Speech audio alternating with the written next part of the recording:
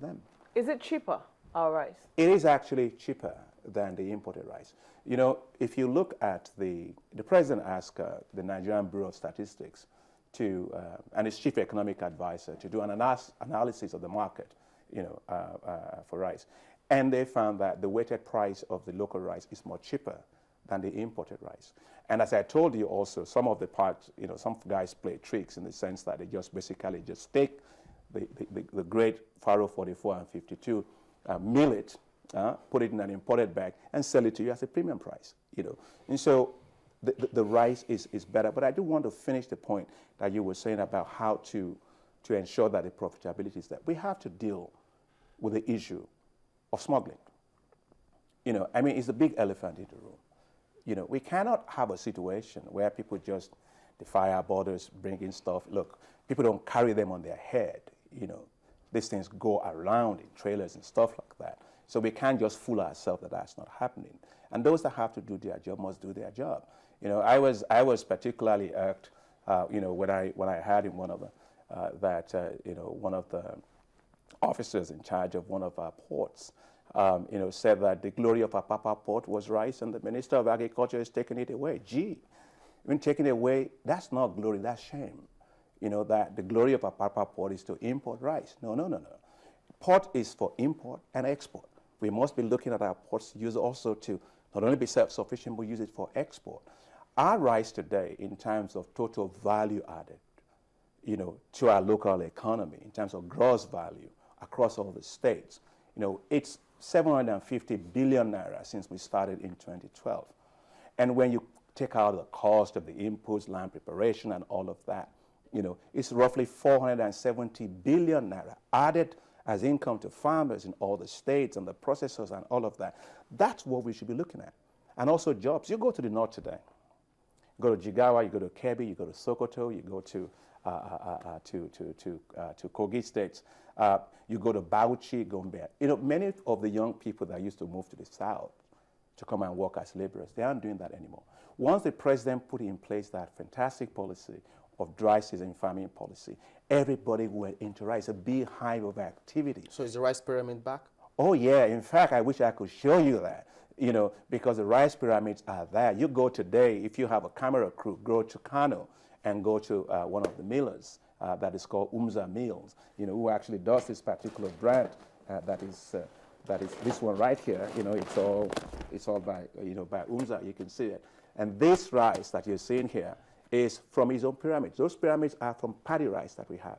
So we used to have granite pyramids, you know, and we have rice pyramids back under his president. When President Jonathan went to Olam, it was fantastic for people to see that. Olam, which is one of the largest processors of food, had invested $120 million in this fantastic rice farm. It's 6,000 hectares, and it has a mill, which at the time the president commissioned it, was a capacity of 210,000 metric tons, which made it the largest in Africa. But now, with Aliko's investment, you know, that is the largest ever anybody has done in food. So I think there was controversy over that, whether it was investment or whether it was a loan. No. I think we saw that controversy in the papers. Did you see it as well? No, actually, it is not a loan. You know, Aliko Dangote doesn't give government loan. He actually is investing. This is going to be in 5 states of the country. It's going to be in Kebbi State, in Jigawa State, in Kogi State, Edo State, and I think in Niger State. You know, and it's going to work with farmers our growers. In total area, it's about 150,000 hectares with modern rice mills. No. You know, I don't believe the role of government is to produce stuff. The role of government is basically around good policies, good institutions, good regulations, good infrastructure, the engine of growth, and that's what President Jonathan continues to drive. The engine of growth is the private sector. So when our largest importer in the past now going to become our largest producer in Africa, that tells you that you've actually gone to a tipping point, and that's very important to notice. The fear amongst, there's this palpable fear that the agricultural policy is likely to favor the large investors more than the small and the low-income end farmers. So is it true that the agricultural policy that you're pursuing right now would favor the large investors more? Well, or no, is it a level playing field? It is a everybody? level playing field with identified roles for different folks.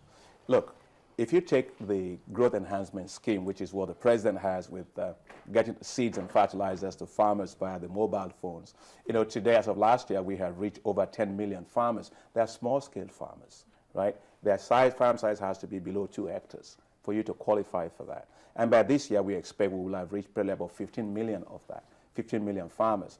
And so great is that policy and that innovation that Nigeria has, that we are exporting it to other countries. Today, India, Brazil, China have come to us to borrow that e-wallet technology. In fact, yesterday in Kenya, the government of Kenya just advertised. They're asking the folks that develop it for us here to come to Kenya also to help them. They just advertised to have an e-wallet system. Uganda has been here, Rwanda has been here, Ethiopia has been here. So, but because it is a policy that cut out all the middlemen, an innovation that cut out the middlemen and allows us to reach the smallholder farmers that for a long time they didn't have the dignity. They have to beg people. Why should they beg people for stuff? And we cut all that off. So it's really impacting a lot on them. We also have a lot of our interventions on finance, small-scale finance. Take the small guys, it's not just the farmer. People forget. The farmer has to buy a seed and fertilizer. So if the seed and fertilizer companies aren't there, you may say, I want to reach a farmer. It means nothing. When we started for seed in this country, the number of seed companies were just about 5 of them. Today, we have 80 seed companies that are supplying seed to farmers all across the country, and they are getting financing through a facility we have with the central bank, a NISAL facility, and the loans the banks have given them to those small seed companies. In 2012, they gave them a total of, I think, $10 million. That increased to $53 million by last year.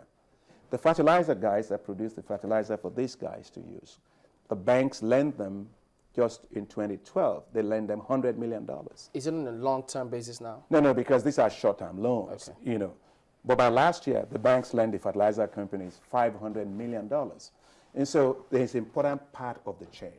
The big guys that you were talking about, why I think they are also very important is that we need to have commercial farms. We need to have large commercial farms. We can't just romanticize all the time, with smallholder farmers. Young guys that want to go into agriculture as a business are not going to go into agriculture with, half an acre and stuff like that. No, we've got to have modern mechanized farms, and you're going to see the president launch a major program on that. Just watch this space.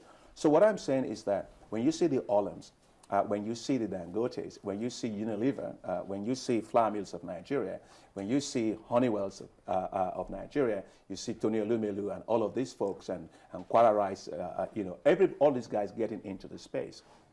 Arewa Cotton, it tells you something. That Nigerian agriculture has changed, that they realize that this is a big money-making enterprise. There's a role for everybody, the small, the medium, and the large. What I am committed to is that Nigeria's agriculture will be modernized, that Nigeria's agriculture will be more productive, efficient, and compete with others. And for that, we can't just, as I said to you, if you're not ashamed about something, you will never change it.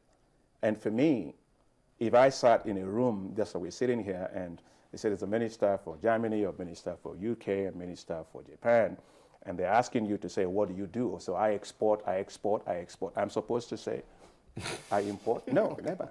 And that's got to be, it is a shameful thing, especially when we have the resources to do it. So I feel that Mr. President, as I say it all the time, he's giving us more than 3,500% support behind our policies because it's very focused. If you see an iceberg ahead of you in a boat, in a ship, and if you're not careful and make a strategic move before you get there, you're going to hit it. The fact of the matter is that we could not continue the import demand that we are having. It's affecting the Naira. We're spending so much money defending the Naira. It is great exporting jobs for us.